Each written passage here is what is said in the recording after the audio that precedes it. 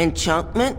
Enchantment! Whether you're enchanting, upgrading, hunting uniques, or trying to find that cheeky black emporium, there is a lot to think about when it comes to gear and builds in Dragon Age the Veilguard. So today I'm going to help you with all of it. Let's go! Let me know what build you're running in the comments down below. We'll start with the workshop, as that's one of the most important. Now, the workshop is found at the lighthouse. Now, the caretaker runs the workshop, and in order to upgrade the workshop, which will then allow you to upgrade all of your gear and extra rank, you will need caretaker power. Now, you gain caretaker power either by buying mementos from random side vendors and other like faction vendors you find out in the world, or just by finding those mementos while you're out exploring. They typically have like a blue glow when you do find them, and you'll get a little bit of caretaker power. The higher ranks take forever to get, and you definitely will need to be buying some of these mementos in order to max out your caretaker rank. By the way, your maximum level of gear that you'll find out in the world is actually tied to your workshop level. So upgrading the ranks of your workshop level is hugely important, but that's not something I would be thinking about in the early game, because you probably want to be spending that gold on actually upgrading yourself rather than buying these mementos to upgrade your caretaker. Now, something to think about as well, speaking of saving some of that gold and those materials, you use those same materials that you use to upgrade your gear at the workshop to actually upgrade the faction vendors. So there is a balance that needs to be struck there as to which vendors you're going to upgrade to get those higher quality or unique pieces from the faction vendors, but then also upgrading the stats on your gear and trying to find that balance. In the early game, I would be leaning towards buying the pieces from the faction vendors until you really have a good grasp on what your build is going to be and what you're leaning into, whether that be a particular damage type or a particular specialization that leans into X and Y. You really want to find what that build is first, and then start spending those points into the workshop and upgrading its rank, and then upgrading the stats on those pieces of gear that you want to actually keep and use. Another thing to note here is when you're upgrading gear, uniques that you find throughout the world, they can't actually be upgraded. So whatever the stats are on those uniques, those are static. You can't actually change those. So figuring out what that trade-off is, as a lot of the uniques obviously have unique effects, but they have a lower base damage typically if you're using, say, weapons or like a bow in this case, right? So figuring out the balance there between, say, having the higher base damage potential of these fully upgraded pieces when you like max them out and you've got like the legendary rarity compared to the unique effects, there's a balance to be struck there and figuring out which one works best, but it's just something to think about. Another thing that you can do at the workshop is enchantments. Now, eventually you will unlock the enchantments. It does take a little while to progress through the story, but at a certain point, once you do talk to the caretaker relatively early in the game, he will unlock the enchantments for you. Now, uniques can actually be enchanted even though they can't be upgraded, and higher workshop levels unlock better enchantments for your gear, as well as unlocking enchantments for your companion's gear. Now, depending on your build and your overall setup, the best enchantments are really going to be different, but for armor enchantments, I do really like the 10% defense and the 10% health, because it's just a flat 10% that you're getting for defense and health, right? Like they can't really go wrong there.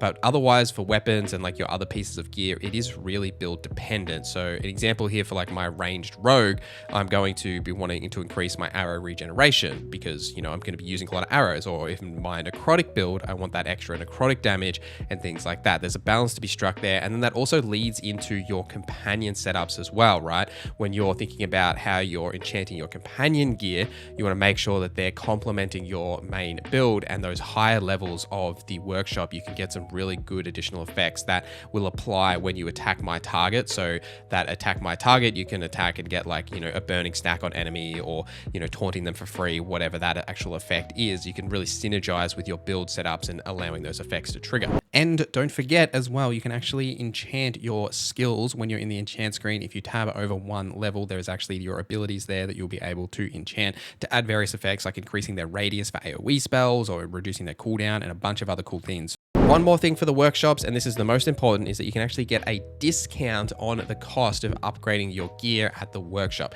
In order to do this, you need to solve a puzzle at the lighthouse. Now, this puzzle is solved by having certain statues face each other. The first two statues are actually found directly above like the entrance way where you say walk outside to see the caretaker. Above that, there are two statues there. You need to make them face each other, and you'll see like a little effect trigger to make sure you've got that right. And then if you head over just above the stairs where Manfred typically stands, you'll see another statue here. You need to make this face away from the building, and you'll actually be able to see on the other side the other statue. So you can see that statue, make this one face that way, and then go run over to Lucanus's platform where he hangs out, and you'll be able to see the other statue there and make that face the first one back towards where you came from.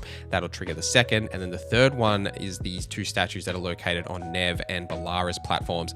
The Nev one is actually underneath where she is, like her room. You need to go under there and then make it face towards Balara's area, and then vice versa for Balara's, you need to travel over there, make that face towards Nev's, and that'll trigger the last one. Now what this does is it opens a door in like that main hallway area, and inside that area you'll actually see there are two wisp like statues that you need to activate. The first wisp is actually located in that room, and the second one is located where those first statues are that we were just talked about. You need to go and grab the wisp there and bring it down. That'll activate that next door, and then you walk through that door, and then there is a little item that you can trigger which will like restore the big floaty thing in the middle of the lighthouse, and that will then unlock that discount at the workshop. So you definitely want to do this before you've spent a lot of those materials on upgrading any of your gear, because while it's only like say 1 or 2 different material pieces for each thing, it does actually make quite a difference. The Black Emporium vendor is back in the Veilguard. Now this vendor you will unlock by talking to the caretaker at a certain point in the story. This conversation with the caretaker triggered about part 6 or 7 throughout like the main story. Let me know in the comments exactly when this triggers. If I'm not sure if there's like a specific thing you need to do or like upgrade level, or if it's a part of the story. I haven't got here on my other 2 characters yet or got this to trigger. But what will happen is by talking to the caretaker, you'll get an invite to the Black Emporium, and for me that was at Docktown. Now essentially you just need to follow the quest marker. It'll tell you exactly where you need to go, and then that's where you'll find the vendor. Now this vendor will have some unique pieces to unlock. It also has Harding's gift if you are looking to give Harding her gift, and a few other pieces that you'll be able to grab, and some unique materials. They do have quite a large inventory compared to the other vendors. The other interesting part here as well is that the currency you trade isn't typically gold. You'll buy these pieces with that ethereal currency that you do find throughout the world. So a lot of these pieces aren't consuming that precious gold, so you'll be building up that currency, and this is the main way you'll spend it. There are some other vendors as well, like in the Crossroads there are those spirit vendors that will use the same currency as well, so just keep an eye on that currency as it is different to the others. But it does make a good difference to buy pieces from these or those spirit vendors, because then it's not consuming the gold that you'll be using at say the faction vendors, or say, you know, if you buy mementos from here, it's also not consuming that same effect. There is a couple of things I want to touch on at the end here, and one is like farming specific pieces of gear, as it's really hard to find pieces of gear that fit between like specific builds. Say for my necrotic damage rogue that like I've talked about is like my main build for my rogue, it was really hard to find pieces that are actually relevant to my set, that are boosting my necrotic damage or giving me necrotic weapons, whatever that effect is.